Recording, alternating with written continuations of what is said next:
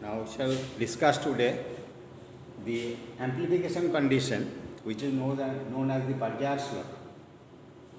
Now our general experience tells that when a light wave passes through any medium, it is attenuated gradually and finally it will die out.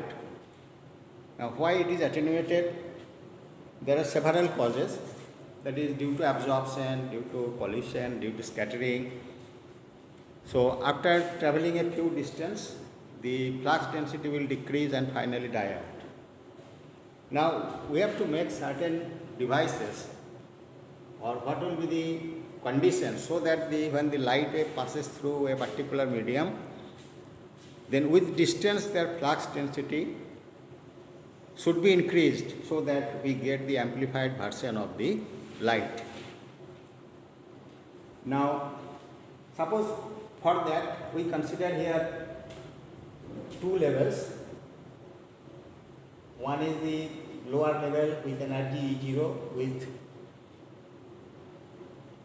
density of the atoms N0, and upper level is the 1 and density of atoms there is N1. W omega is the radiation energy density, and these are the frequencies of induced absorption and this is induced emission.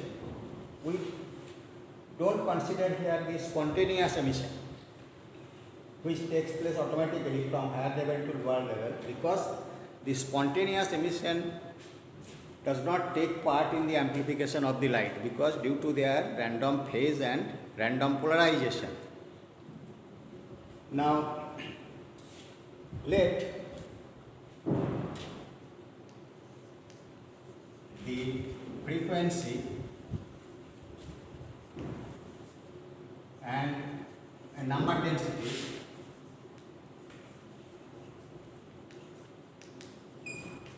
of atoms in lower and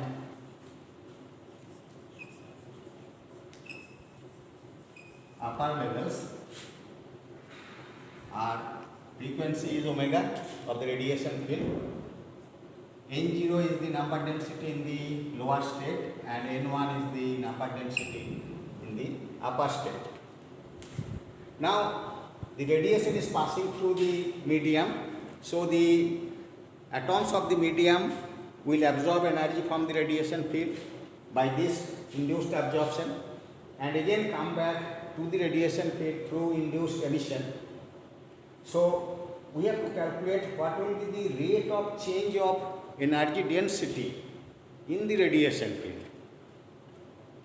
So the rate of change of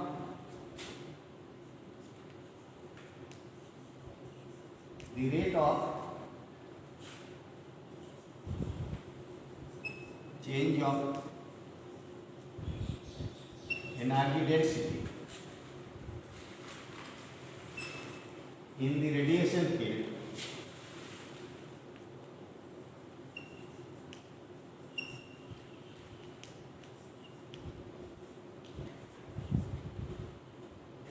what is the rate of change of energy density in the radiation field? That is dw omega dt.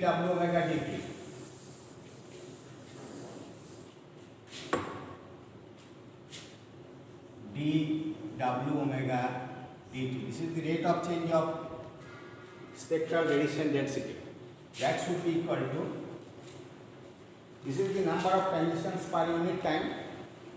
Finally this transition, that means that much radiation is coming back, that much energy is coming back to the radiation field, and initially that much radiation or energy is absorbed from the radiation field by the material body. So final minus initial. So finally, what is the total number of transitions? That is nu 10. You get nu 10 I minus nu 01 I multiplied by, these are the frequency of transitions, and each transition we know the energy involved is H cross omega. H nu energy is involved in each transition. each energy quantum. So it should be multiplied by h cross omega.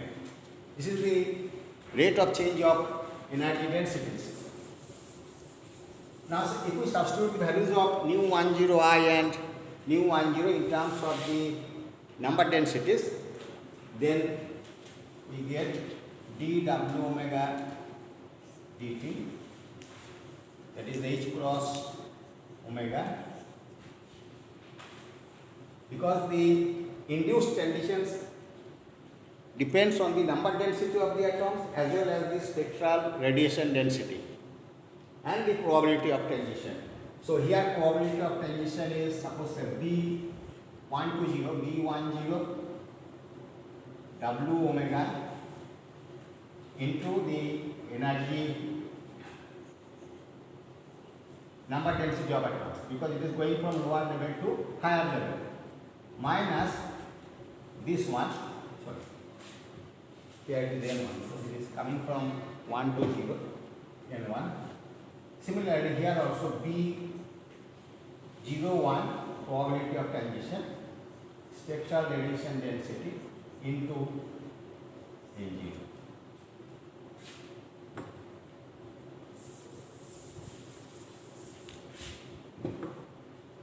So one can write it at the h cross omega. If we take W omega common,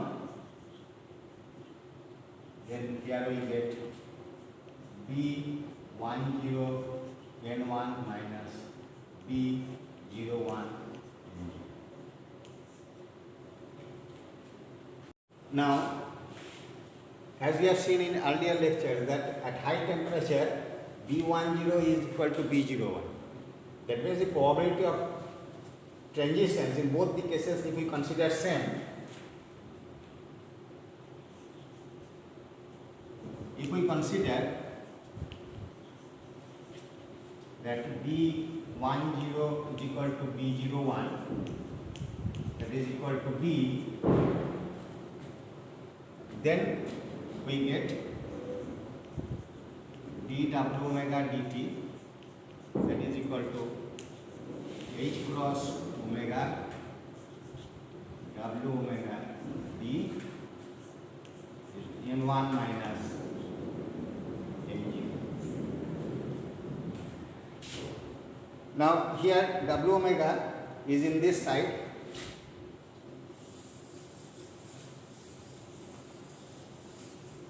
so if we substitute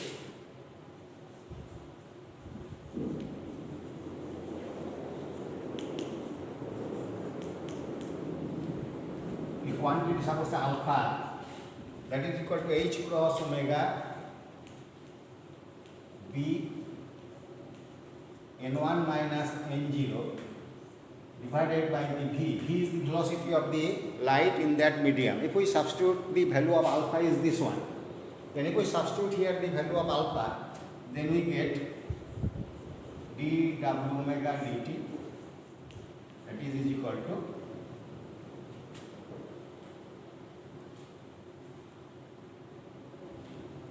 v alpha w omega. Now here v is the velocity of light in that medium.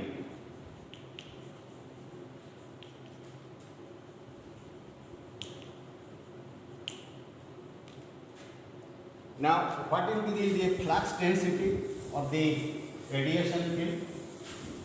The flux density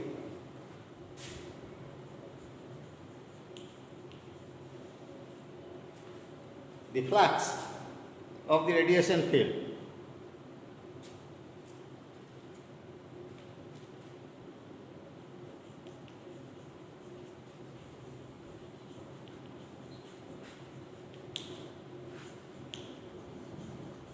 that is the total energy crossing unit cross sectional area per unit time, that is the flux, that is S is equal to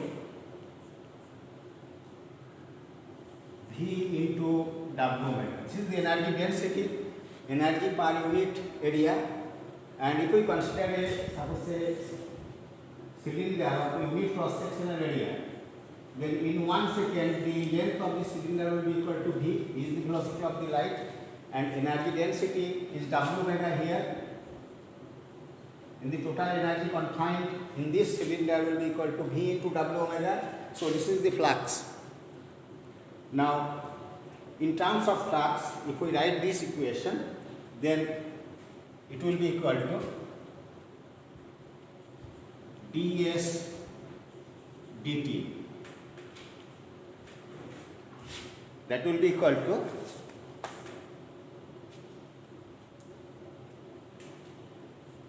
alpha V S.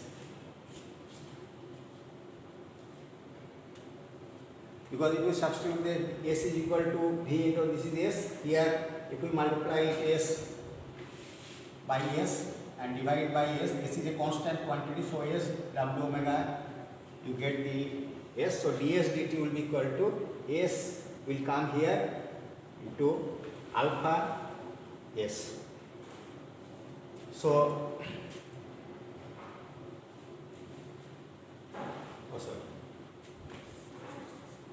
by V. So, you get this equation. Now,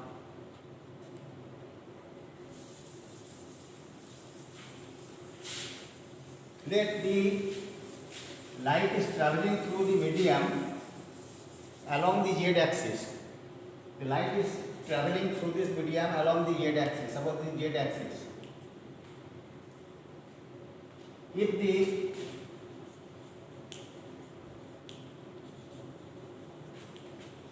direction of motion is along z axis, then what will be the velocity? Then Vz dt, rate of change of along the z direction, that will be equal to your V velocity. Now this quantity ds dt,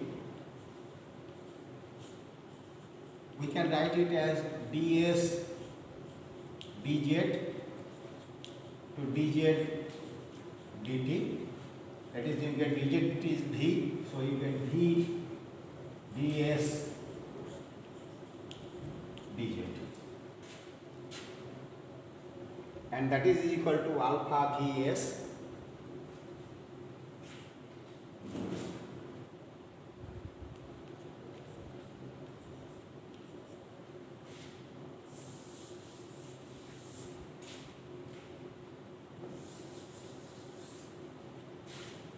so on both sides V is there, so you get ds dz. How the flux density will depend on z, that is equal to alpha S. So if we integrate this one, that is ds by S is equal to alpha dt, and if we integrate it, then we get say S of z at any point, that will be equal to S of 0. 0 means that z is equal to 0, that means we have to integrate it from 0 to z. Now S of 0 is the value of the flux at z is equal to 0 into e to the power alpha z.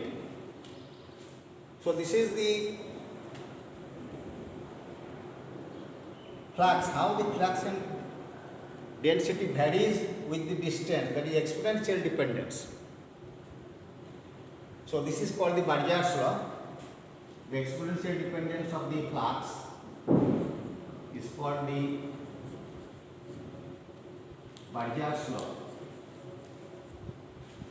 Now if the quantity alpha is a positive definite quantity, then flux will increase with distance. As the electromagnetic wave or the light travels through the medium, its flux density will increase. That means the signal will be amplified.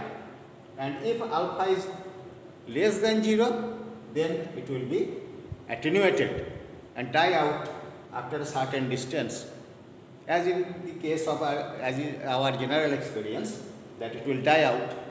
And if alpha is equal to 0, then the signal will pass through the medium without attenuation, without any absorption, without any scattering or any pollution.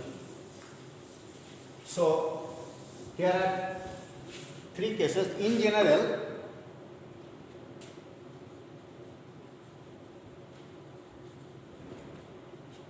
the higher level energy E1 is greater than E0. E1 is the higher energy level, so it is greater than the lower energy level. E1 is greater than E0. And according to Boltzmann distribution, as energy increases, the number density will decrease. So in that case, the N1 is less than N0. This is the general case. E1 is always greater than E0, we know. So N1 is less than N0. So what is the value of alpha? Alpha is this quantity, is H cross omega V N1 minus N0 by V. Here this is the probability of transition. Constantly these are constants. V is a constant velocity of light in that medium. Now if N1 is less than N0, then alpha is a negative quantity and you get the signal will not be amplified. So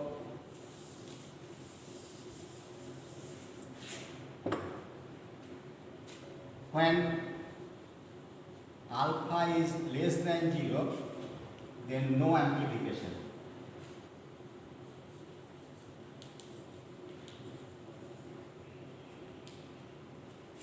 When alpha equal to 0, that is N1 equal to N0, then there is no absorption or no attenuation. That is, signal will pass without being absorbed or without any change in its intensity. And when alpha is only greater than 0, then will be amplification is possible.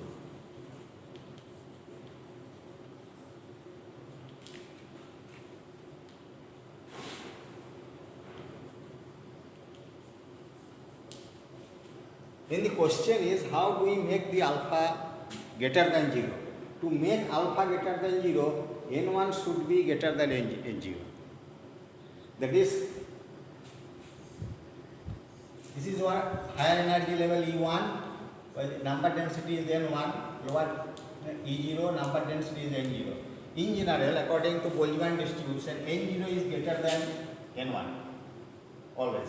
But somehow, if we manage that N1 is greater than N0, this is the value of N1 is greater than N0, then only amplification will be possible. That means, if we can invert the population density, that is called the population inversion. That means the number density of atom in the higher energy level will be larger than the lower energy level. Then only amplification of light will be possible. That means the amplification of light will be possible in that case where Boltzmann distribution is strongly violated. Because according to Boltzmann distribution, this condition should be satisfied. So you have to violate strongly the Boltzmann distribution, only that the amplification will be possible. Then the question is, how do we make the population inversion? That means, like that, as we pump the water from ground level to our overhead tank in the building, similarly we have to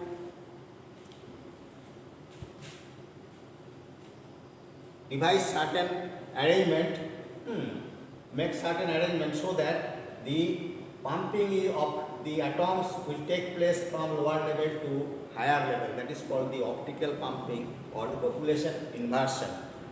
So, how the optical pumping is possible? The optical pumping is possible by several ways, by several actions on the atom, the most easiest one which is available in a 3-level system.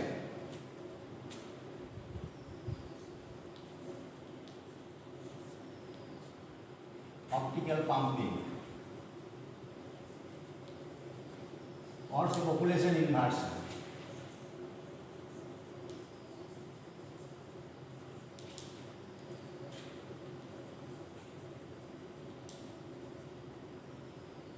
Now it can be caused in a 3-level system. If we consider a 3-level system in an atom, there are several energy levels in an atom. Now we consider 3 consecutive levels. This is your E0, the lowest one, whose number density is N0. This is the number density. Now energy is placed on the y-axis, and here the number density is N0 up to this. Now here the number density is N1, and the level E2 number density is N2. This is energy level 2, energy level 1, and this is your E0. Now this is the according to Boltzmann distribution. Now if the lifetime of the atom in this level at E1, which is in between E2 and E0, is much larger than this one, that means the E1 should be a metastable state whose time here lifetime is generally 10 to the power minus 8 to 10 to the power minus 9 second. And if this level has a lifetime of 10 to the power minus 4 to 10 to the power minus 5 second, then it is called a metastable state. Metastable. A semi-stable state. Then in that case, when the atoms from the lower level goes to higher energy level by absorbing energy from the radiation field, and after this much time it returns back to here and creates a population inversion here compared to the lower energy level N0. That means in that case, this is your N0,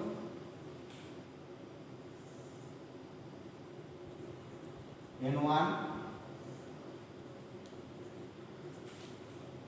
If we can make the population inversion in that way, so that the number density of atom increases here, then in that case, if appropriate frequency of any external radiation will pass through this, then under the trigger of that electromagnetic radiation, the induced transition will take place.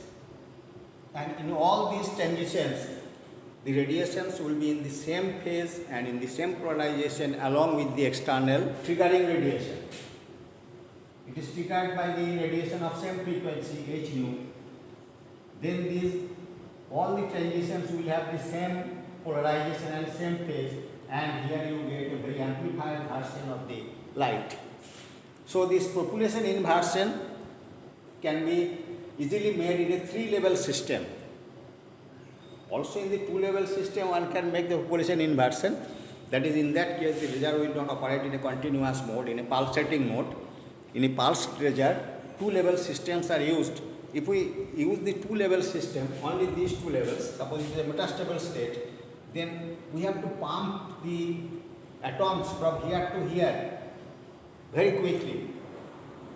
Because once they will jump down from the higher level to upper level, here the number density will decrease. Again you have to pump it and increase the number density, then only again the laser radiation will come out. So there will be a time gap. One pulse will come, then gap, then another pulse will come, because the population inversion will take certain time. It is like that this waterfalls in 2 steps. Suppose you have a water storage tank in the height, and water will fall from this storage tank. Then again you have to pump it in the higher storage level to maintain the continuous flow of water from higher level to lower level. But it takes time, so there should be a gap. Once the water falls down, again you have to pump it, so it takes certain time, again you start. So in the 2 level also it is possible, but it is very costly and pulsating laser.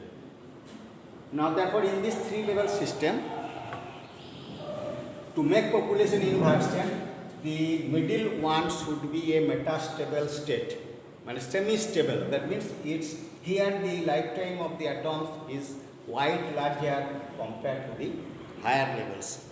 Now therefore the population inversion could be realized in a 3 level system, and where the Boltzmann distribution will be strongly violated. Now, so in a particular atom, there are several such 3 level systems which can produce a laser action, but all are not very intense. Few of them are very giving say intense lines. Now here we shall discuss the helium neon laser. In helium neon laser,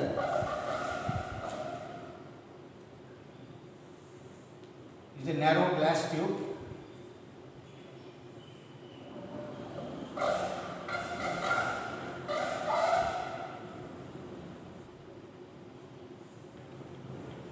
in which the helium and neon gas mixtures are enclosed. Here helium and neon gas mixtures are enclosed in the 10:1 ratio, and a electric discharge is passing through this.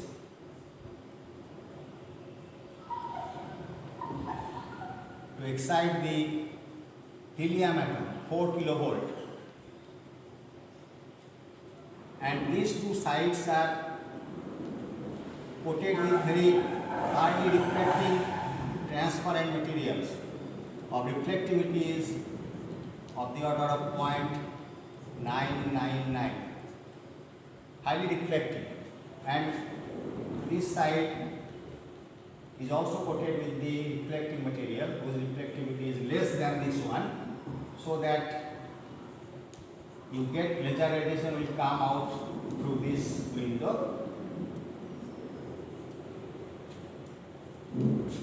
So in helium neon laser, this is called the active medium. In helium neon laser, the active medium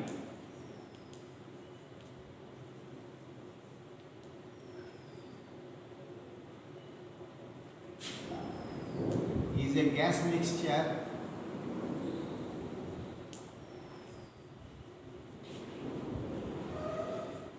of helium and neon in the ratio 10:1, 10% helium and 1% neon, and the pressures of these two gases inside the tube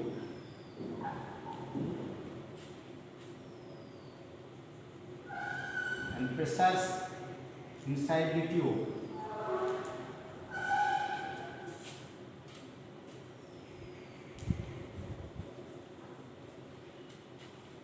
one is for helium, its pressure is 332 Pascal, and for helium it is 66 Pascal.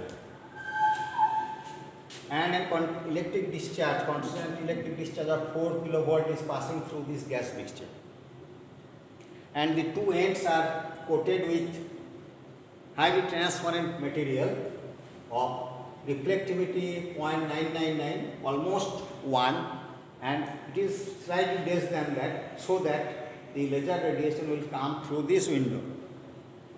And these coatings, these mirrors are placed in such a way so that the light waves reflecting back and forth from these materials in the axial mode in the Brestars angle, so that when they will fall on it and come back at the Brestars angle, so that you get a very highly linearly polarized light here. So now,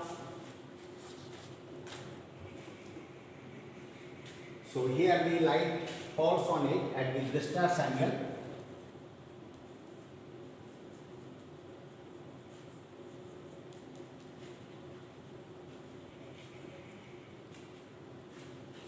Now actually the lasing action is taking place in neon, not in helium.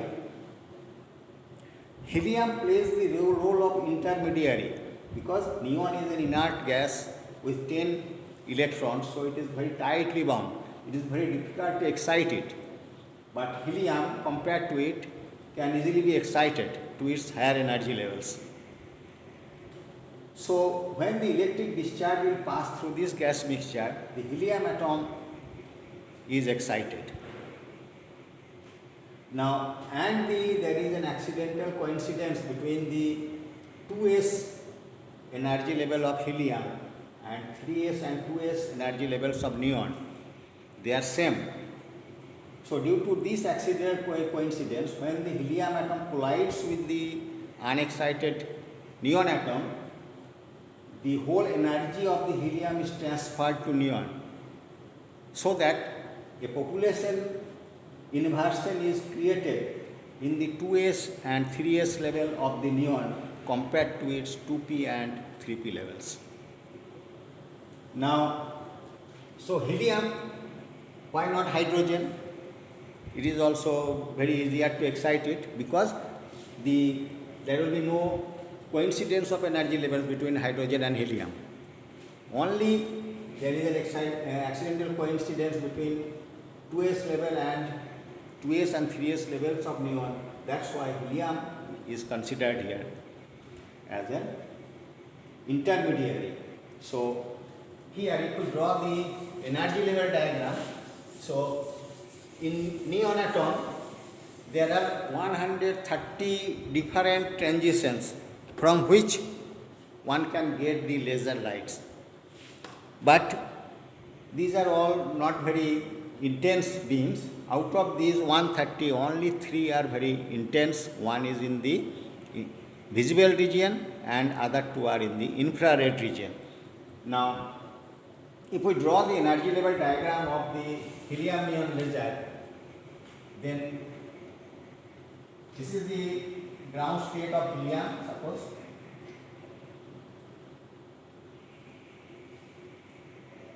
Here it is helium atom, and in this side we get neon. This is the ground state, this is 1s ground state of the helium atom. Now next, higher energy state, suppose say there are 2 states, this 2s levels. One is 3s and another is 1s. 3 stands for that the helium has 2 electrons. These 2 electrons are in the same direction, their spins are in the same direction, that is up plus up 1, that is 1 has 3 multiplicity, plus 1, minus 1 and 0, 3 projections. So that is triplet state, it has 3 substates, that's why it is noted by 3. And here both the electron spins are in the opposite direction, so that total spin is 0. So 0 has only 1 projection, that's why it is singlet state. So these are these 2 states of helium. Now for neon,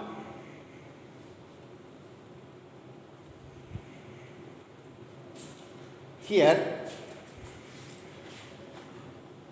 there are 2 energy levels which are same with the energy. This is 3s energy level of neon and this is 2s energy level of neon. Here you get 3p and this is 2p of the neon. Now, and this is the ground state of the neon. So one is. Now when the helium atom initially in this state, the ground state. Now when electric discharge is passing through this, the helium atoms will be excited to its 2s levels.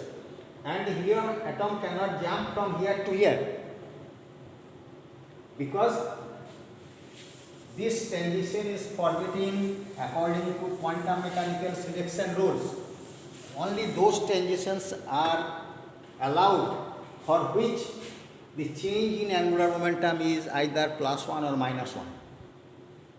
Here angular momentum is equal to 0, here it is 0, here it is. So transition from 2s to 1s is not possible, it is forbidden. Here also similarly, here to here transition is forbidden, but here to here is possible, because for P L equal to 1, for S L equal to 0. So there is a change in angular momentum which is 1. Similarly 2S to 2P, it is possible. So therefore, first the helium atom is excited to 3s and 1s energy levels,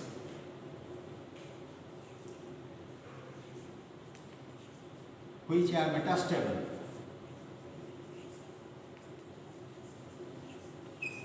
Because the transition will not be possible, so the electrons or the atoms will remain in that energy level, they are metastable. Now, due to accidental coincidence between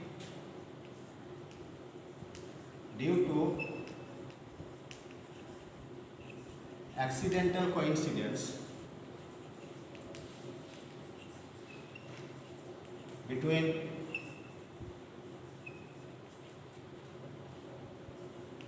2s and 3s energy levels of neon with helium atom, the whole energy of the helium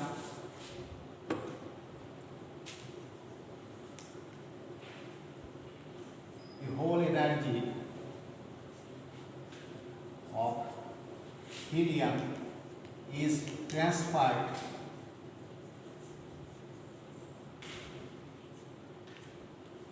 to neon, and a population inversion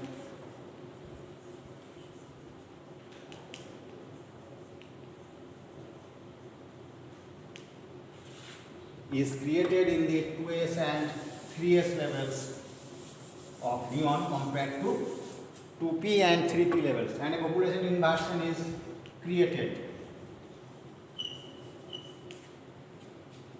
at 3s and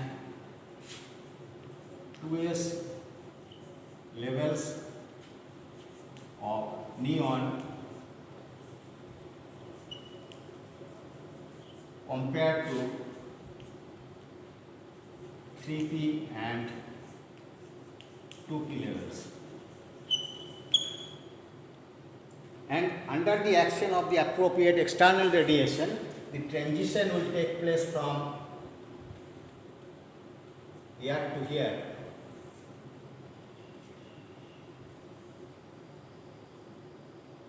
So this is 632.8 nanometer.